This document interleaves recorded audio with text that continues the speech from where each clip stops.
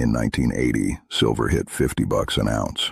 And if you adjust that for inflation, we're talking like $180 in today's money. Right now, silver's sitting around 30. So like what happened? Did silver suddenly become worthless? Did someone discover a giant mountain of it somewhere? Did everyone just wake up one day and decide they didn't want it anymore? Nah, none of that. The price got crushed. On purpose. And once you understand how that happened and why, you start to realize silver might be the craziest opportunity out there right now. This isn't just some boring history lesson. This is a roadmap, because the same patterns that played out decades ago are lining up again, right now. And most people are completely asleep on it. Okay, so let's go way back, like way, way back. Silver has been money for over 5,000 years. I'm not exaggerating. Before gold was the hot thing, silver was king. Silver was the people's money. And here's the crazy part. Look at language. In like half the languages on Earth, the word for money literally means silver. In French, argent means both money and silver. Same word. In Spanish, plata means silver and money. That's not random. That's thousands of years of history baked into how we talk. The Roman Empire ran on silver coins called denarii. That's how soldiers got paid. That's how taxes were collected. The whole economy moved on silver. And you know what's wild? When Rome started messing with their silver coins, mixing in cheaper metals to stretch the supply, that's when everything started falling apart. There's a lesson there if you're paying attention. The Spanish Empire was literally built on silver. They found these massive deposits in places like Potosi in Bolivia and basically ran their entire empire for centuries off that silver. China's economy for hundreds of years was based on silver. They wanted silver for their silk and tea and porcelain. That's actually what caused a bunch of trade wars and eventually stuff like the Opium Wars. Silver has shaped world history in ways nobody teaches you in school. So yeah, this wasn't just some random metal. This was the foundation of human civilization for thousands of years. Gold was for kings and fancy temples.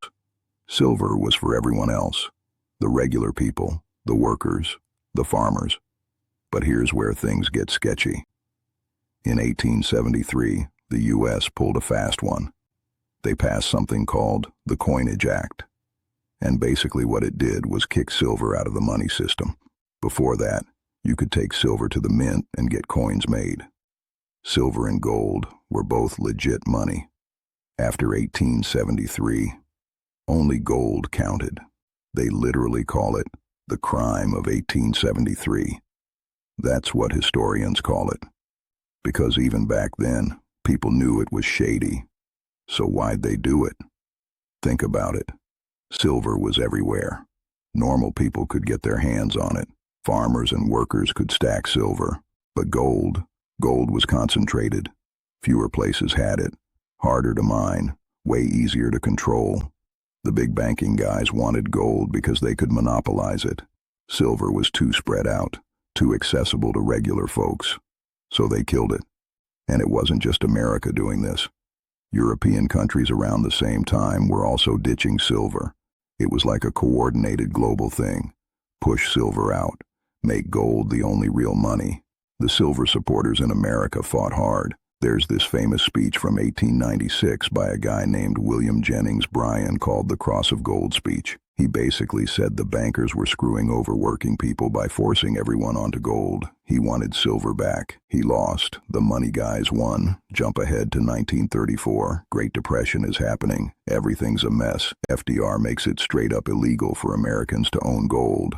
Like, you had to hand over your gold to the government or you could go to jail. But silver, still legal. So naturally, people started buying silver instead. Made sense, right? Can't have gold, get the next best thing. Government saw this and was like, nope, can't have that. They started buying up silver through something called the Silver Purchase Act, controlling the supply, keeping prices low. They didn't ban it like gold, but they made sure it couldn't become a threat to the dollar. And this same thing happens over and over.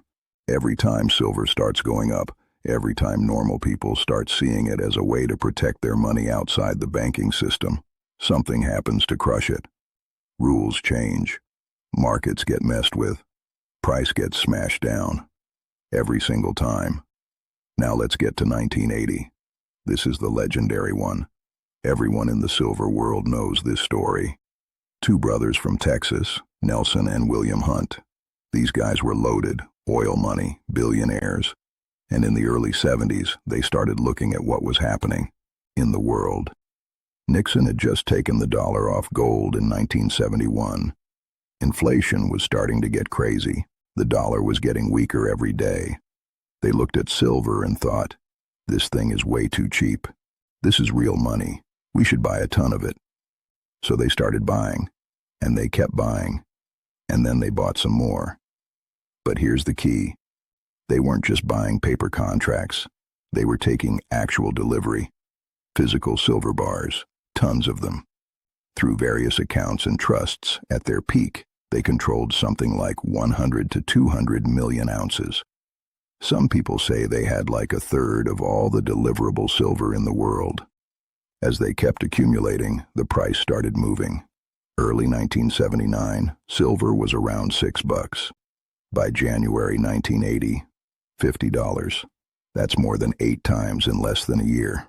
People went absolutely nuts. Jewelry stores had lines around the block.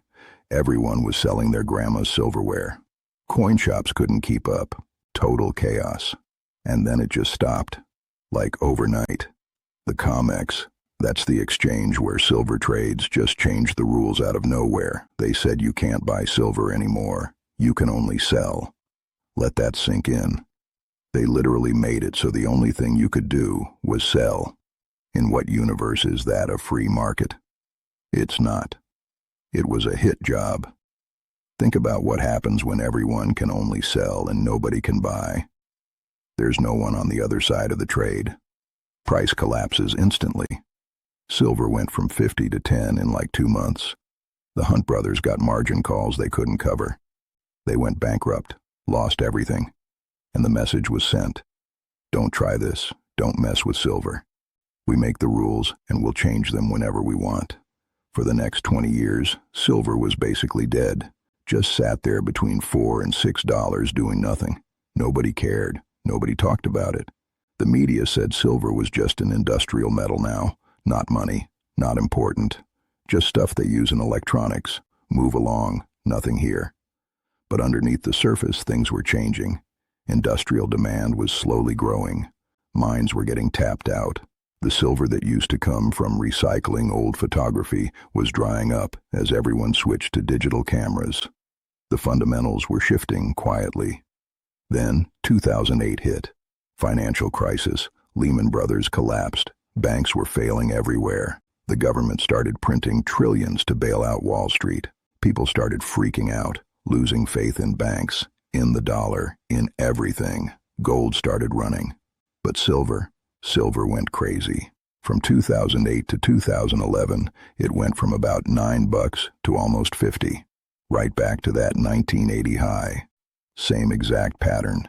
People waking up, realizing the system is rigged, trying to get their money into something real, something physical, something outside the banks. And just like 1980, they killed it.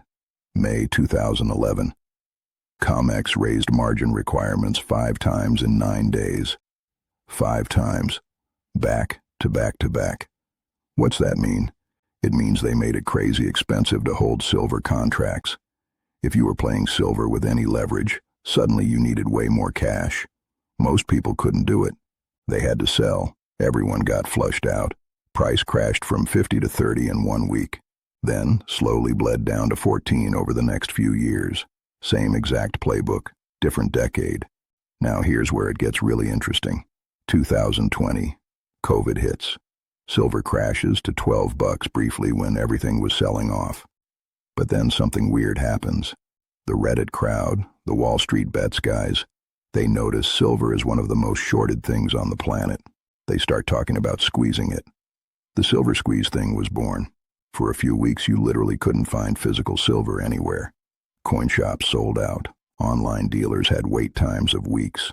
The gap between the paper price and what you actually had to pay for real silver blew wide open. Paper price said 30, but try actually buying silver. You were paying 35, 40, sometimes more. But again, they stepped in. COMEX raised margins. Banks piled on more shorts. Media ran stories calling it a scam. Squeeze got squashed. Again, you seeing the pattern yet? Every single time regular people try to buy silver in any real size, the rules change. Every time silver looks like it's about to break out and show everyone how much the dollar is really worth, something happens. New rules, margin hikes, media hit pieces, massive short selling. Price gets beaten back down. Look, I'm not some tinfoil hat guy, but at some point you gotta look at the evidence. 3 big silver rallies in 50 years. 3 times it got to $50. 3 times it got crushed by rule changes and manipulation. When does coincidence become a pattern? So why do they care so much? Why go to all this trouble to keep silver down? Because silver is dangerous. To the system, I mean. Think about it. If silver went to where it maybe should be, let's say $300 or $500, what would that tell you about the dollar? It would expose everything. It would show that the money is losing value way faster than anyone admits. It would prove the inflation numbers are garbage. It would show the whole financial house is built on sand. Central banks hold tons of gold. They have vaults full of it. So if gold goes up slowly, they don't really care. It actually helps their balance sheets. But silver? Banks don't hold silver. There's no strategic silver reserve. So if silver moons, they get nothing, only exposure. And here's the other thing, silver is accessible. Regular people can buy it. You can get a decent stack for $1,000. If silver explodes, everyday people get rich, working class people, people who don't trust banks, people outside the system. And that's not how it's supposed to work, right? Wealth is supposed to flow up, not out. Okay, so where are we now? Silver's around $30. The gold to silver ratio, which is just how many ounces of silver equals 1 ounce of gold, is sitting at about 80-1. That's super high historically. The long-term average is more like 40-1. In the ground, silver actually exists at like 8-1 compared to gold. So by that math, silver is insanely cheap compared to gold right now. If the ratio just went back to its normal 40-1, silver doubles. Even if gold doesn't move, if it went to 20-1, which has happened before, silver does a 4x from here. And that's just the ratio math. That's not even counting the supply and demand stuff, which has gotten completely out of control. And this time around, the fundamentals are totally different. We're not just talking about silver as money anymore. Not just coins and jewelry and speculation. Silver is now essential for like everything. Silver is the best electrical conductor on Earth. Better than copper, better than gold, better than anything else. In a world where we're electrifying everything, that's a big deal. Solar panels need silver, every single one. There's silver paste in the electrical contacts. And we're putting up solar panels like crazy. They're saying solar capacity might triple by 2030. That's hundreds of millions of panels, all needing silver. Electric cars need silver, more than regular cars actually. All those electrical connections and contacts use silver. As EVs take over, that demand keeps growing. AI data centers need silver. This is the one nobody's really talking about yet. As AI gets bigger and chips get more powerful, they put out insane amounts of heat. Copper can't handle the conductivity needs anymore. They're starting to use silver. The whole thermal problem in AI is going to drive massive silver demand. 5G needs silver. Medical stuff needs silver because it kills bacteria. Military applications need silver. Missiles and radar and guidance systems. Demand is blowing up across every industry at the same time.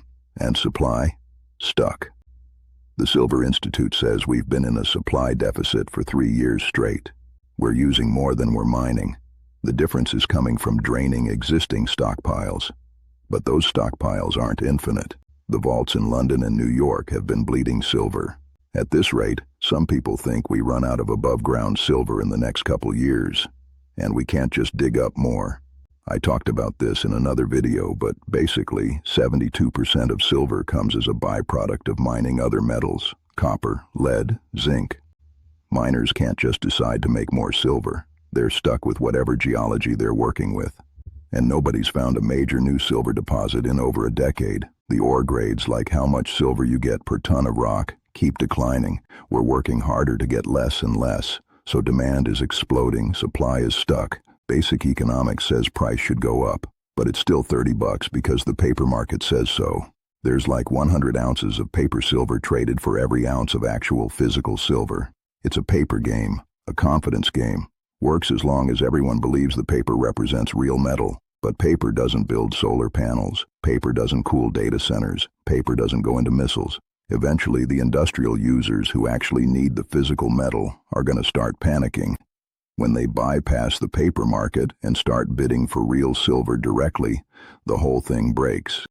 That's when we get the big repricing. That's when 50 becomes the floor instead of the ceiling. That's when we find out what silver's really worth, when you can't just create more out of thin air. So what do I think happens? I think we see $50 silver in the next 2 years. That's the easy call. Just getting back to the 1980 and 2011 highs. Triple from here.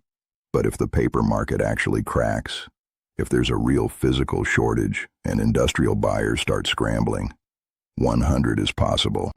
Maybe 150. Maybe 200. I know that sounds insane, but insane stuff happens more often than people think. Nobody thought oil would go negative in 2020. It did. Nobody thought GameStop would break the market. It almost did. Crazy events happen way more than the models say they should. The setup right now is the best it's ever been. Demand at all-time highs. Supply constrained, dollar weakening.